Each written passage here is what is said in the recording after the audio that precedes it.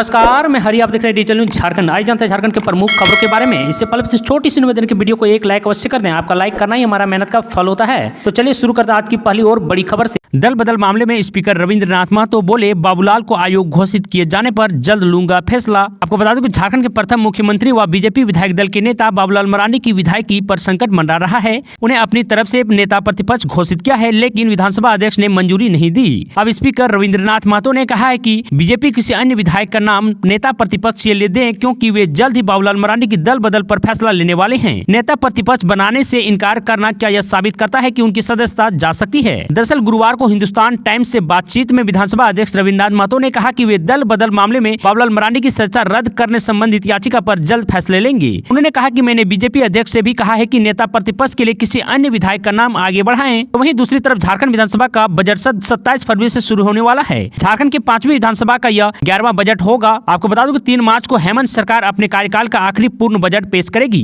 ऐसे में इस बात की पूरी संभावना है कि बजट सत्र में भी बिना नेता प्रतिपक्ष को पूरा होगा। गौरतलब है कि झारखंड के मुख्य विपक्षी पार्टी बीजेपी ने बाबूलाल मरांडी को नेता प्रतिपक्ष के रूप में नामित किया है, लेकिन विधानसभा के अध्यक्ष से इसे मंजूरी नहीं मिली। 3 साल से झारखंड विधानसभा बिना नेता प्रतिपक्ष के चल रहे हैं। फाइलेरिया रोधी दवा खाने से 40 बच्चों की तबीयत बिगड़ी, सभी को अस्पताल में एडमिट किया गया है। आपको बता दें झारखंड के साहिबगंज जिले के उधवा प्रखंड के बाबूटोला प्राथमिक विद्यालय हरे राम टोला में फाइलेरिया रोधी दवा खाने से लगभग 40 बच्चे बीमार पड़ गए हैं। बच्चों को अनुमंडलीय अस्पताल में भर्ती कराया गया है। आपको बता दूं कि 32 बच्चों को अस्पताल में भर्ती कराया गया है। अभिभावक दाऊद शेख ने बताया कि आज स्कूल में बच्चों को जबरन 3-3 गोली खिलाया गया। दवा खाने के बाद से ही कुछ बच्चे को पेट में दर्द तो कुछ बच्चे उल्टी का शिकार होने लगे। कोई बच्चा तो सिर दर्द करते हुए कुछ देर के लिए बेहोश भी हो गया। इसके बाद सभी बच्चों को अस्पताल में लाया गया है। इस संदर्भ में डॉक्टर उदय ने बताया कि सभी बच्चे खतरे से बाहर है, घबराने की जरूरत नहीं है। 15 लाख का इनामी नक्सली मिथिलेश सिंह ने किया सरेंडर, कहा सभी नक्सली मुख्य धारा से जुड़े। माओवादी का रीजनल कमेटी का सदस्य दुर्योधन महतो उर्फ मिथिलेश सिंह उर्फ बड़ा बाबू उर्फ बड़का दार रांची में झारखंड पुलिस और सीआरएफ के समक्ष शुक्रवार 10 फरवरी 2023 को सरेंडर किया। आपको बता दें कि सरेंडर नक्सली मिथिलेश सिंह पर 15 लाख रुपए का इनाम घोषित है। नक्सलियों को मुख्य धारा से जोड़ने के लिए ऑपरेशन नई दिशा का असर दिख रहा है। आपको बता दें धनबाद के तोपचाची स्थित गेंद नवाड़ी का रहने वाला नक्सली मिथिलेश सिंह 15 लाख इनामी नक्सली है। पुलिस के सूत्रों के मुताबिक ऑपरेशन नई दिशा में प्रभावित होकर मिथिलेश ने सरेंडर करने का मन बनाया। इसके बाद पुलिस अधिकारियों के संपर्क में आया। इसी के तहत शुक्रवार 10 फरवरी 2023 को नक्सली मिथिलेश सिंह ने पुलिस के समक्ष सरेंडर किया। खबरों में आगे बढ़ने से पहले आपसे छोटी सी निवेदन की अगर आप चैनल में नए हैं तो चैनल को सब्सक्राइब अवश्य कर लें, ताकि झारखंड की हर खबर आप तक पहुंचा सके।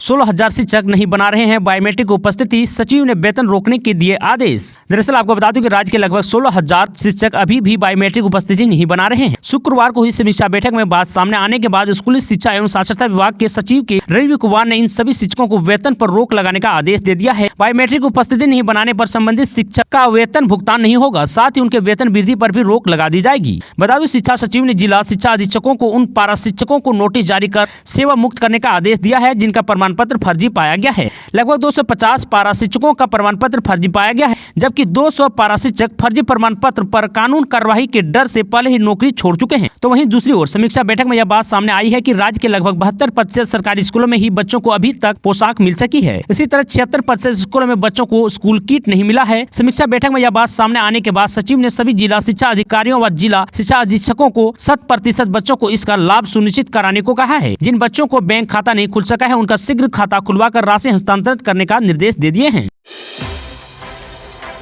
रघुवर दास का हेमंत सरकार पर तंजा, बोले मिशन कमीशन है झामुमो कांग्रेस गठबंधन। दरअसल आपको बता दें कि होली अभी दूर है, लेकिन झारखंड में चुनावी रंग चढ़ने लगा है। सियासी दलों के बीच आरोप प्रत्यारोप जारी है। इसी बीच जमशेदपुर में आयोजित एक कार्यक्रम में रघुवर दास ने झारखंड की महागठबंधन सरकार पर जमकर हमला बोला। उन्होंने मौजूदा झामुमो कांग्रेस महागठबंधन को मिशन कमीशन बताया है। मुख्यमंत्री की आलोचना करते हुए रघुवर दास ने कहा कि प्रदेश में 5 मरतबा झामुमो का मुख्यमंत्री बना, लेकिन जनता नहीं बल्कि परिवार की चिंता की। खुद सीएम के विधायक प्रतिनिधि 1000 करोड़ रुपए खनन घोटाला केस में जेल में बंद है। आपको बता दें रघुवर दास ने कहा कि महागठबंधन सरकार ने 3 साल का कार्यकाल विश्लेषण यही कहता है कि हेमंत सोरेन ने 3 साल में राज्य को कटमनी, कमीशनखोरी और सिंडिकेट के हवाले कर दिया है। तो वहीं अपने कार्यकाल का उदाहरण देते हुए पूर्व मुख्यमंत्री ने कहा कि 2015 में हमने किसानों, व्यापारियों और आम जनता के हितों को ध्यान में रखते हुए मंडी शुल्क खत्म कर दिया था। अब राज्य की कृषि उपज एवं पशुधन विपणन 2022 दोबारा 2% मंडी शुल्क लगा दिया गया है। यह अव्यवहारिक कदम है, किसानों और व्यापारियों को नुकसान होगा। तो वहीं मिशन 2024 की चर्चा करते हुए बीजेपी के के राष्ट्रीय उपाध्यक्ष ने कहा कि आगामी लोकसभा चुनाव में राष्ट्रीय नेतृत्व ने प्रदेश की 14 लोकसभा सीटों पर जीत का लक्ष्य तय किया है। उन्होंने कहा कि नरेंद्र मोदी जब से देश के प्रधानमंत्री बने हैं तब से देश में जातिवाद, वोट बैंक और परिवारवाद की राजनीति का खात्मा हुआ है। देश में विकास और सुशासन की राजनीति हो रही है। 8 साल के बीजेपी कार्यकाल में समाज के सभी वर्गों को सर्वगीण विकास हुआ है। जगवरदास ने कहा कि 11 करोड़ इज्जत घर, शौचालय, 9 करोड़ लोगों को उज्ज्वल योजना के निःशुल्क गैस कनेक्शन, तो वहीं पीएम आवास योजना के तहत 3 करोड़ परिवारों को पक्का मकान और घरों में नल से जल पहुंचाने का काम उत्तर बीजेपी सरकार ने किया है। झारखंड से पड़ोसी राज्यों के बीच बढ़ाई जाएगी हवाई सेवा, तैयारी जारी। आपको बता दूं, झारखंड और पड़ोसी राज्यों के बीच हवाई सेवा बढ़ाई जाएगी। रीजनल कनेक्टिविटी स्कीम RCS के तहत ये सेवाएं शुरू होगी। इसके तहत इंडिगो रांची से देवघर और छत्तीसगढ़ के रायपुर के लिए सेवा की शुरुआत करेगी। वहीं स्पाइस जेट कंपनी भी रांची से उड़ीसा के झारसुगुड़ा के लिए विमान सेवा शुरू करने की तैयारी में है। बता दें कि बोकारो और दुमका में एयरपोर्ट तैयार हैं। RCS के तहत बोकारो से पटना और कोलकाता के लिए भी सेवा शुरू करने की तैयारी पूरी कर ली गई है। लाइसेंस मिलते ही इंडिगो और स्पाइस जेट कंपनी सेवा शुरू कर देगी। आपको बता दूं, अधिकारियों के मुताबिक दुमका को जल्द ही लाइसेंस मिलने की उम्मीद है।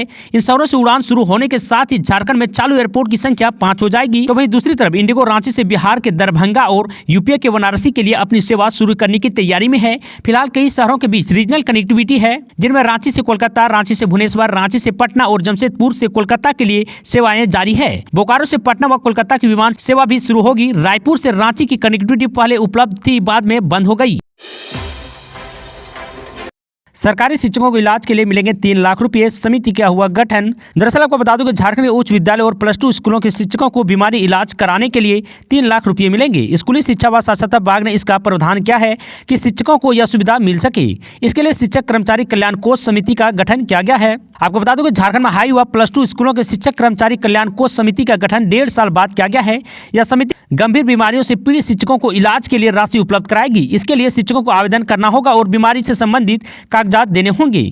जबकि कल्याण कोष समिति बीमारी व दस्तावेज के आधार पर राशि तय करेगी कि कितनी राशि शिक्षकों को देनी है। दरअसल आपको बता दूं कि लातेहार जिला में राशन वितरण मामले में बड़े पैमाने पर फर्जीवाड़ा सामने आया है। जांच में इस बात का खुलासा हुआ है कि डीलरों के साथ गांठ कर एक ही व्यक्ति 4 अलग अलग दुकानों से राशन का उठाव कर रहा है। ऐसे करीब 52,000 फर्जी कार्डधारक चिन्हित किए गए हैं। इतने बड़े पैमाने पर हुए फर्जीवाड़े के बाद विभाग हरकत में आ गया है और सभी जिले के 172 डीलरों को स्पष्टीकरण करते हुए इस पर जवाब मांगा है।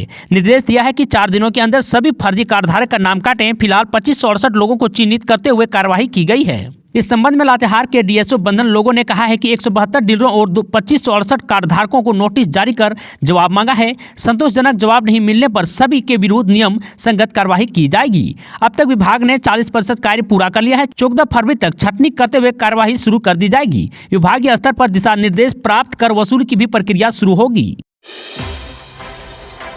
सुप्रीम कोर्ट से पूजा सिंघल को मिली 2 महीने की सशर्त अंतिम जमानत। आपको बता दूं कि सुप्रीम कोर्ट ने मनरेगा घोटाले मामले में जेल में बंद निलंबित IAS अधिकारी पूजा सिंघल को एक बार फिर बड़ी राहत दी है। शीर्ष अदालत ने शुक्रवार 10 फरवरी को 2 महीने की सशर्त अंतिम जमानत दी है। इसके पहले मेडिकल ग्राउंड के आधार पर 1 ही महीने की अंतिम जमानत मिली थी। अंतिम जमानत की अवधि खत्म होने से पहले ही पूजा सिंघल ने 4 फरवरी को रांची की PMLA कोर्ट में सरेंडर किया था। इसके बाद कोर्ट ने उसे होटवार स्थित बिरसा मुंडा सेंट्रल जेल भेज दिया था। मालूम हो कि सुप्रीम कोर्ट ने पूजा सिंघल को जमानत याचिका पर सुनवाई के लिए 10 फरवरी की तिथि निर्धारित की थी। पूजा सिंघल की ओर से अंतिम जमानत की अवधि बढ़ाने की मांग की गई थी। आपको बता दें कोर्ट में बेटी का इलाज से संबंधित दस्तावेज की जाँच के लिए ED को 3 दिनों का समय दिया गया। इसके बाद इस मुद्दे पर विचार करने के लिए 10 फरवरी की तिथि निर्धारित की गई थी। आपको बता दूं कि इसी के आधार पर 10 फरवरी को सुनवाई करते हुए सुप्रीम कोर्ट ने 2 महीने की अंतिम जमानत दी है। ऐसे ही झारखंड की तमाम छोटी बड़ी खबरों को जानने के लिए चैनल को सब्सक्राइब अवश्य कर लें ताकि झारखंड की हर छोटी बड़ी खबर आप तक पहुंचा सके। आज के लिए इतना ही। जय हिंद, जय भारत, धन्यवाद।